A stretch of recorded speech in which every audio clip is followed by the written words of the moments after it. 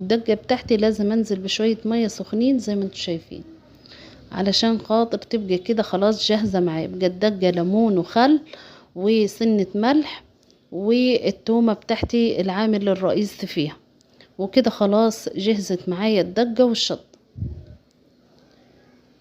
زي ما انتوا شايفين ما شاء الله. هي دلوقتي علشان خاطر لسه عاملاها، فلما تهدى شوية تلقوها زي بتاعت بره بالظبط.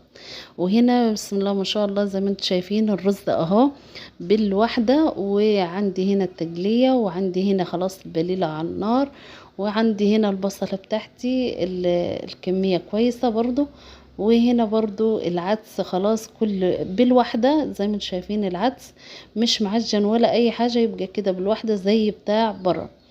تحاولي بقدر الامكان لما يكون على النار ما تقلبيش فيه كتير علشان خاطر ما يتعجنش ويبقى يعني دايب خالص. انت سيبيه كده كل فين وفين تديله قليبة بسيطة. وطبعا المكرونة خلاص جهزت، وهنا هنبتدي نغرف. بحط الرز الاول زي ما انتوا عارفين، ما بينفعش ان انت لما تغرفي المكرونة الاول، فبيتغرف الرز الاول وبعدين عليها المكرونة.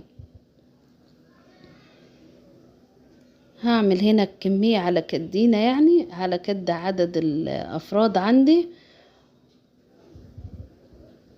يعني بسم الله ما شاء الله كمية موفرة غير طبيعية. انا عملت هنا 6 اطباق، والله الطبق ده ممكن يتباع بره اقل حاجة ب25 ب30 جنيه وب35 جنيه.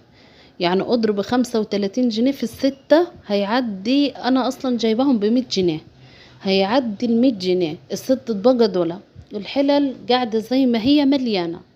يعني انت لو تعمليه في البيت موفر جدا ومبياخدش معاك والله وقت، وحاجة سهلة سهلة يعني.